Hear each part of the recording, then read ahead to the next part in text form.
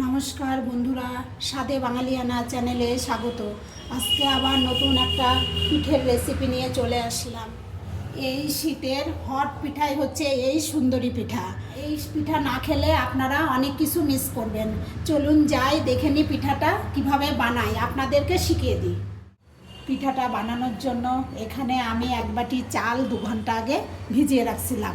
এটা চিনি শক্কর আতপ চাল। অনেকের ঘরে গুঁড়ো থাকে না, তখন কি করবে, এরকম চালের ব্যাটার বানিয়ে নেবে। এখন আমি এটা মিক্সিতে দিয়ে দেব। এখানে আমি জলটা ঝরিয়েই দিলাম, কেননা এটা আমি দুধ দিয়ে পেস্ট করব। দুধ দিয়ে দেব। এটা উষ্ণ গরম দুধ আছে, আমি 1 কাপ দিয়ে দিলাম। আমি পরে আবার দেবো, এটা আগে পেস্ট করে নিই। এই যে আমার চালটা গুঁড়ো করা হয়ে গেছে। এর মধ্যে আমি আরও কিছু উপকরণ দিয়ে দেব হচ্ছে 3 চামচ চিনি। যে বাটি দিয়ে আমি চাল নিয়েছিলাম সেই বাটিরই 1 বাটি ময়দা। আমি দিয়ে দেব আরও 1 কাপ দুধ। যেহেতু ব্যাটারটা এর ভেতরেই বানাবো, লাগলে পরে দেব। এখন এটা আমি আবার ঘুরিয়ে নেব। আমার ব্যাটারটা এখন হয়ে গেছে, দেখি। এখন একটা বোল নিয়ে নিলাম, এখন বোলের মধ্যে ঢেলে নেব। এই যে ব্যাটারটা স্মুথ হয়ে গেছে, এটা এখন আরও পাতলা হবে। এখন ব্যাটারটার মধ্যে দিয়ে দেব লবণ, অল্প সামান্য একটু। মিষ্টি জিনিসে একটু লবণ দিলে টেস্টটা ভালো আসে। এটাও দিয়ে এখন ভালো করে ঘেটে নেব। এটা এখন আরও পাতলা করতে হবে, যার জন্য আমি আরও দুধ দিয়ে দিব। দুধটা আমি আস্তে আস্তে দেবো, কেননা বেশি পাতলা করলে হবে না। ওই কাপের আমার 1/2 কাপই দুধ লেগেছে। আমার দুধ টোটাল লাগলো 2.5 কাপ। এটা একটা এমনি মাপের কাপ দিয়ে দিয়েছি, আমি কোনো মেজারিং কাপ নেইনি আজকে। এরকম করে ভালো করে ফেটিয়ে, এই যে ব্যাটারটা আমার এই যে এরকম হবে। এখন এটা আমি রেখে দেব 20 মিনিটের জন্য। আমি এখন পুরটা বানিয়ে নেব। পুরটা বানানোর জন্য এখানে একটা আমি কড়াই নিয়ে নিয়েছি। ওর মধ্যে দিয়ে দেব 5-6টা এলাচ। এলাচটা একটু গরম করে নেব। আমার এলাচটা একটু গরম হয়ে গেছে, এটা আমি তুলে নেব। এলাচ সব কিছুতে একটু এরকম ভেজে আপনি যদি গুঁড়ো করে দেন, তাহলে খেতে দারুণ টেস্ট লাগে। এই এলাচের সুন্দর একটা গন্ধ বেরোয়। এখন আমি দিয়ে দেব এখানে 1 বাটি দুধ।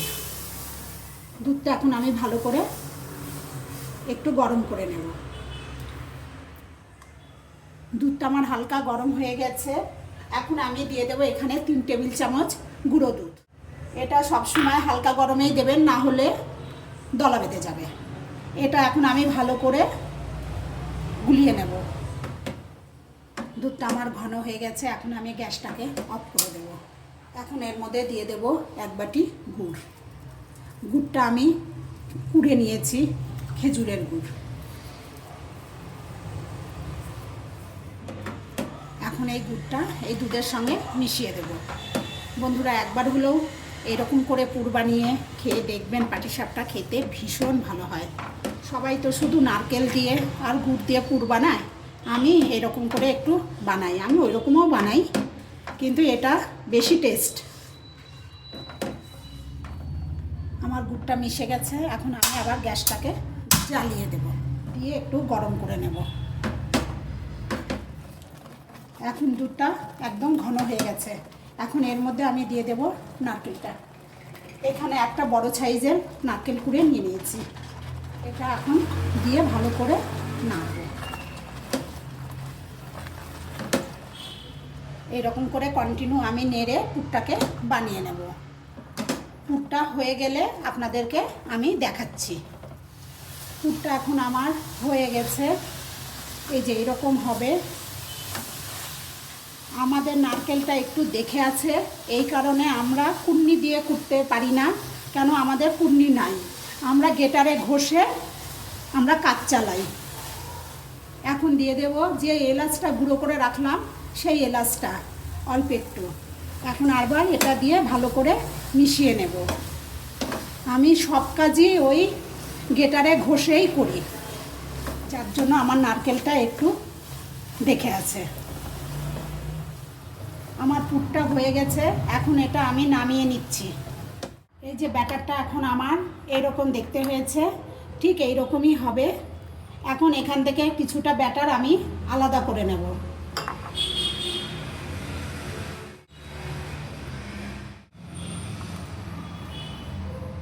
এই ব্যাটারটার মধ্যে আমি দিয়ে দেব একটু ফুড কালার।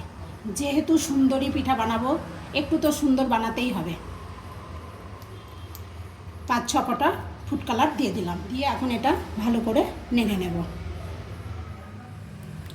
এখন এটা আমার গোলানো হয়ে গেছে।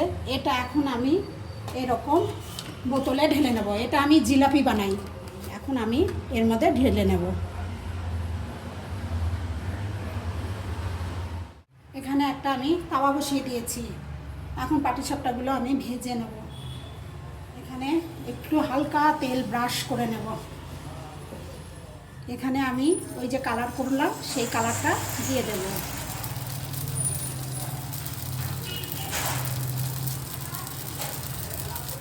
এরপরে আমি এক হাতা করে এরকম করে ব্যাটার দিয়ে দেব।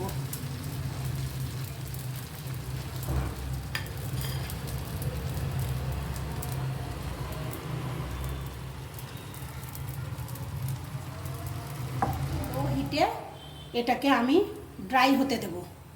এটা এখন আমি একটু ঢেকে দেব তাড়াতাড়ি হওয়ার জন্য। আমি এখন এটা খুলে নেব। কত সুন্দর ড্রাই হয়ে গেছে। এখন আমি এটাকে পুর দিয়ে দেব।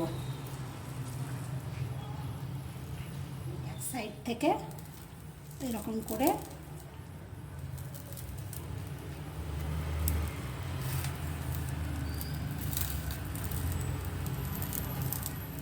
এটা আমার এখন হয়ে গেছে। এটা আমি এরকম তুলে নেব।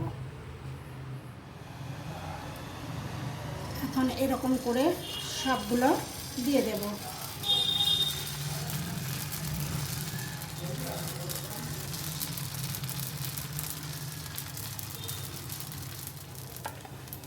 তারপরে এরকম এক হাতা ব্যাটার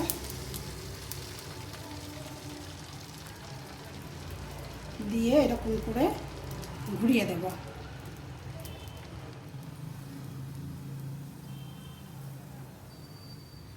এরকম করে পুরটাকে দিয়ে দেব।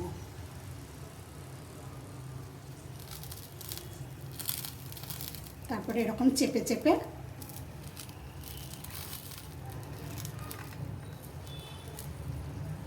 এরকম করে আমি ভেজে নেব। সবগুলো ভেজে নেওয়ার পর আপনাদেরকে আমি দেখাচ্ছি। এরকম করে তুলে নেব।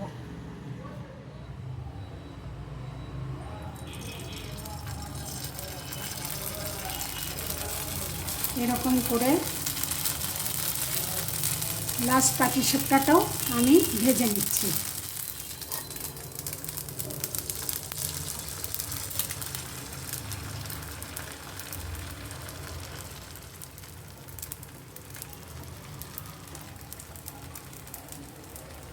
এরকম করে পুরটাও দিয়ে দেব। এরকম করে প্রত্যেকটা পাটিসাপটাই আমার ভাজা হয়ে গেল। পাটিসাপটা এরকম দুই সাইডে চ্যাপটা না করলে দেখতে সুন্দর লাগে না। আমার সব পাটিসাপটাগুলো ভাজা হয়ে গেল। আমি এরকম উল্টে পাল্টে ভেজে নিলাম। এখন আমি একবারে সার্ভ করে দেখাচ্ছি। এই যে বন্ধুরা, সব পাটিসাপটাগুলো এখন আমি সার্ভ করে দেখালাম। ভিডিওটা কেমন লাগলো অবশ্যই জানাবেন। আজকে আমার শরীরটা ভালো না, গলাটাও ভেঙে গেছে, তাও আপনাদের জন্য একটা নতুন রেসিপি নিয়ে চলে আসলাম। আপনারা লাইক, কমেন্ট, শেয়ার করতে ভুলবেন না। আবার ফিরে আসবো নতুন কোনো ভিডিও নিয়ে।